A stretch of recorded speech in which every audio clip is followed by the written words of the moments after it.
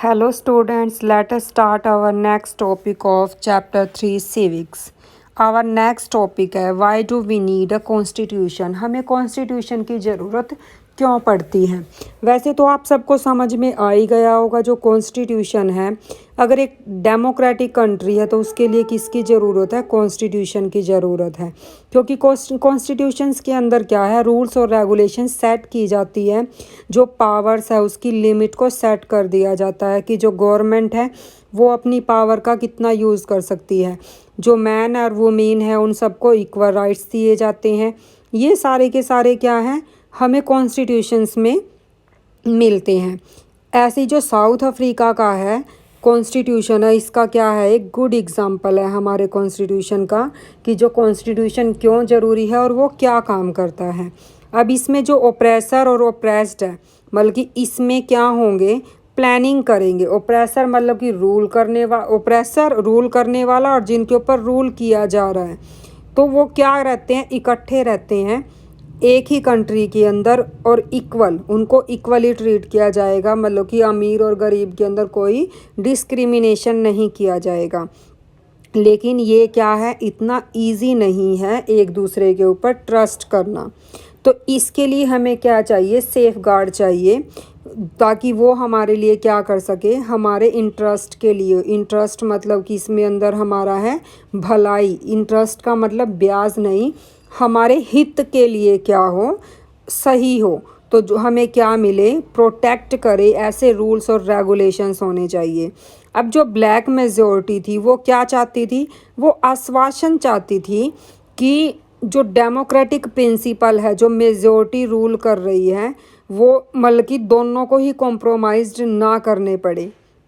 अब दोनों क्या चाहते थे, सोशल और इकोनॉमिक राइट चाहते थे, जो उनको क्या मिले, इक्वल मिले। जो वाइट मेजॉरिटी थी वो क्या चाहती थी, वो प्रोटेक्ट करना चाहती थी कि उसको जो विशेषाधिकार दिए गए हैं, प्रिविलेजेस दी गई हैं, जो प्रॉपर्टी के राइट दिए गए हैं, वो उनके ऐसे की ऐसे ही सेफ रहे। अब ये सारी की सारी जो नेगोशिएशंस थी, काफ़ी लंबी बातचीत चली, दोनों पार्टीज़ क्या हो गई, एग्री हो गई कॉम्प्रोमाइज़ करने के लिए। अब जो वाइट थे वो किसके लिए एग्री हो गए, जो प्रिंसिपल थे मेजॉरिटी रूल के, उन्होंने क्या बोला कि एक पर्सन है तो उसका राइट कितना होगा, 1 वोट का ही राइट होगा। बल्कि एक पर्सन है तो उसका 1 वोट ही काउंट होगा। अब ऐसे ही उन्होंने किस बात के लिए एग्री हो गए थे, वाइट, उन्होंने एक्सेप्ट कर लिए थे बेसिक राइट जो पुअर और वर्कर्स के लिए थे। ऐसे ही ब्लैक किस चीज़ के लिए एग्री हो गए थे, जो मेजॉरिटी रूल कर रही थी, उन्होंने बोला कि वुड नॉट बी एब्सोल्यूट, मतलब कि वो क्या है, हमेशा के लिए ही नहीं रहेंगे। अब उन्होंने क्या बोला कि जो ब्लैक ने क्या बोला कि जो एग्री हो गए थे, जो मेजॉरिटी है वो उनकी जो प्रॉपर्टी है, जो वाइट से ना, तो वो उस जो वाइट ने उनकी प्रॉपर्टी छीनी हुई है उनको वापस नहीं लेगी। अब ये कॉम्प्रोमाइज़ करना क्या था दोनों के लिए सॉरी, ये कॉम्प्रोमाइज़ करना क्या था दोनों के लिए, इजी नहीं था। अब ये कॉम्प्रोमाइज़ कैसे हुआ, कॉम्प्रोमाइज़ कैसे किया गया और इसको इम्प्लीमेंट कैसे किया गया। इम्प्लीमेंट का मतलब लागू कैसे किया गया। अगर वो दोनों एक दूसरे के लिए ऊपर ट्रस्ट करते हैं, अब ट्रस्ट तो कर लिया, लेकिन उसकी गारंटी क्या है कि जो उनका ट्रस्ट है, जो ये विश्वास है, वो फ्यूचर में कभी भी नहीं टूटेगा। ये टूट भी तो सकता है। तो इसलिए जो एक ओनली वे हमारे पास क्या है, जो ट्रस्ट को बिल्ड करने का, एक ऐसी सिचुएशन जिसमें हम क्या करेंगे, राइट करेंगे रूल्स को for the game and the everyone would abide, मतलब कि चाहे गेम हो या कोई सिटीज़न हो, वो सभी क्या होगा, इन रूल से क्या होगा, अबाइड, बंधा हुआ होगा, बल्कि वो उससे बाहर जाकर कोई भी काम नहीं कर सकता। अब जो ये रूल्स हैं, ये क्या रूल्स क्या है, किसके लिए कैसे, मतलब कि ये हमें क्या बताते हैं कि हम अपने रूलर को कैसे चूज़ करेंगे फ्यूचर में। मतलब कि फ्यूचर में हम अगर हमें अपना रिप्रेजेंटेटिव या लीडर चूज़ करना, तो वो कैसे किया जाएगा। अब जो रूल है वो साथ की साथ ये डिटरमाइन करते हैं कि जो इलेक्टेड गवर्नमेंट है वो अपनी पावर का कैसे यूज़ करेगी, मतलब कि उसको कितनी पावर दी जाएगी और कितनी पावर उसको नहीं दी जा सकती है। अब ये जो रूल है ये डिसाइड करते हैं कि जो सिटीज़न के लिए राइट्स क्या होंगे। अब जो ये रूल है साथ के साथ वर्क भी करेंगे। कैसे करेंगे कि अगर कोई भी विनर है कि वो दोबारा से चेंज नहीं हो सकता कि बन गया है कि हर बार वही जीतेगा, लेकिन this is what the south African did, बल्कि उन्होंने साउथ अफ्रीकन में क्या हुआ था, क्या ये साउथ अफ्रीका में हुआ था। अब ये दे एग्री, वो इस पे क्या हो गए थे, एग्री हो गए थे सम बेसिक रूल पे। तो जिस बात पे वो एग्री हुए वो क्या थे, रूल्स थे। तो रूल्स को किस में रखा गया, सुप्रीम पावर पे रखा गया। अब जो कोई भी गवर्नमेंट है वो एबल नहीं है, बल्कि अगर कोई भी गवर्नमेंट है उसको रूल्स और रेगुलेशन के दायरे में रहकर ही काम करना पड़ेगा, वो उनको इग्नोर नहीं कर सकती। अब जो ये बेसिक रूल सेट किए गए हैं इन्हीं को हम क्या बोलते हैं, कॉन्स्टिट्यूशन बोलते हैं। अब constitution making is not unique to South Africa, जो कॉन्स्टिट्यूशन बना था साउथ अफ्रीका का वो यूनिक नहीं है।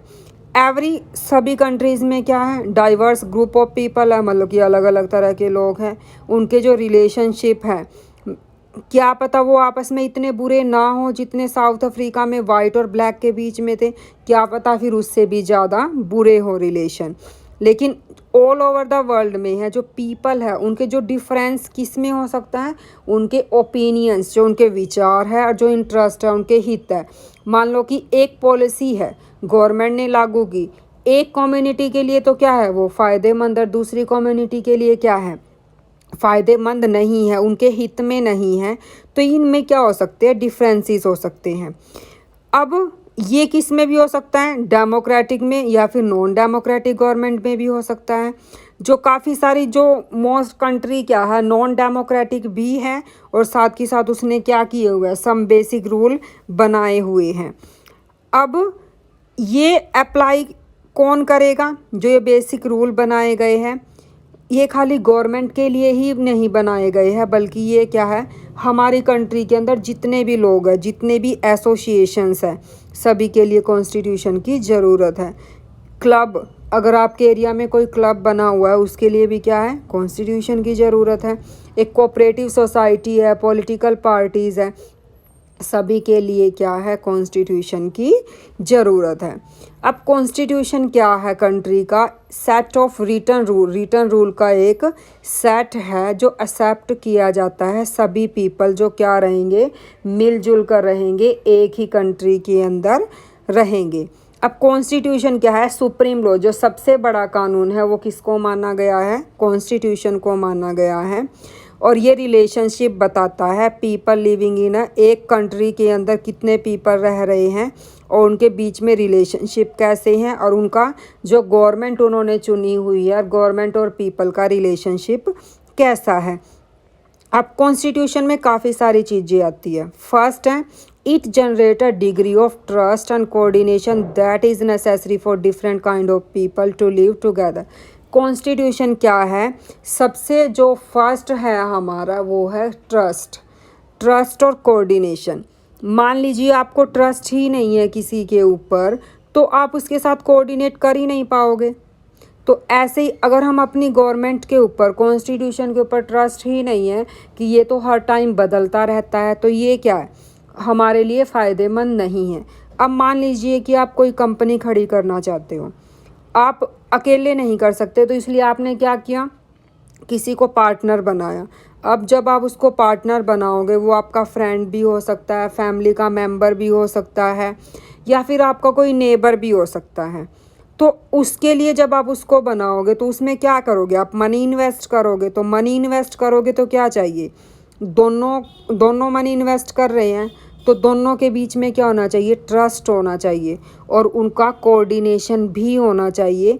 तो ऐसे ही जो कॉन्स्टिट्यूशन बनाया गया है ये क्या जनरेट करता है, ट्रस्ट दिखाता है, और कोऑर्डिनेशन क्या है इसके लिए ज़रूरी है कि मतलब कि जो कॉन्स्टिट्यूशन में राइट्स लिखे गए हैं, रूल्स लिखे गए हैं, वो सभी पीपल क्या है, उसको मानेंगे और उसको फॉलो भी करेंगे। सेकंड क्या है, it specifies how the government will be constituted. ये कॉन्स्टिट्यूशन ये भी बताता है कि जो गवर्नमेंट जैसे सीएम हो गया, पीएम हो गया, प्रेसिडेंट हो गया, इनको कैसे इलेक्ट किया जाएगा। Who will have power to take which decision, किसके पास किस तरह की पावर होगी और वो किस तरह के डिसीजंस लेगा। Third, it lays down limits of the power of the government. अब ये क्या करता है, गवर्नमेंट की पावर को भी लिमिट करता है।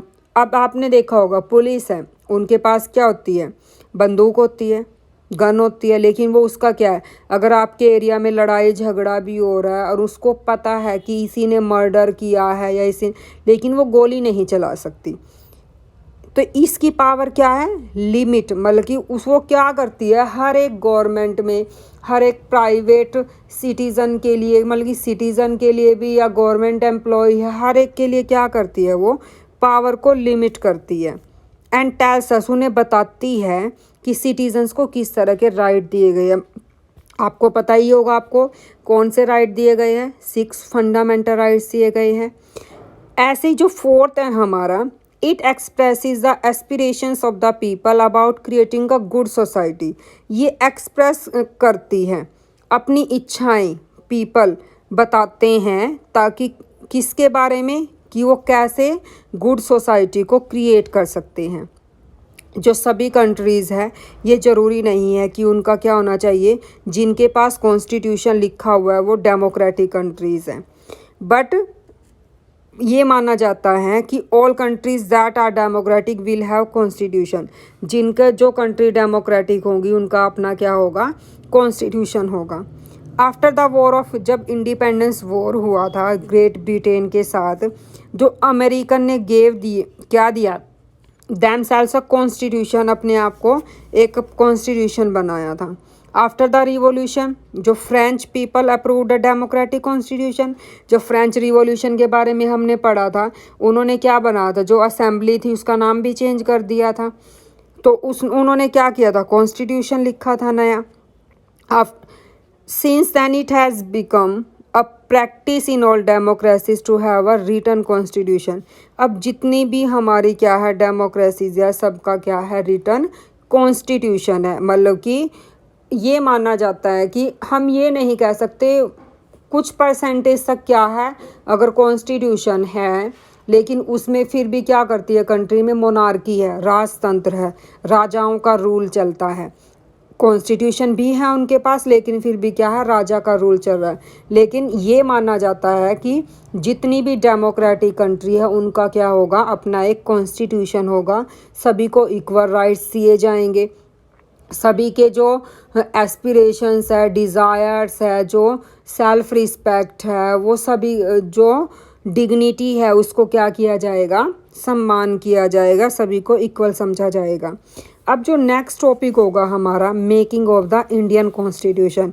This is very most important topic for this class and competition exam. ये कंपटीशन एग्ज़ाम में भी काफ़ी सारा आता है इसको, इस चैप्टर में से, और ये काफ़ी इम्पोर्टेंट भी है। इससे हमें जानने को मिलेगा कि हमारा जो इंडियन कॉन्स्टिट्यूशन है वो कैसे बना था, किसने कैसे अपना रोल प्ले किया था। ये हम कल करेंगे नेक्स्ट वीडियो में।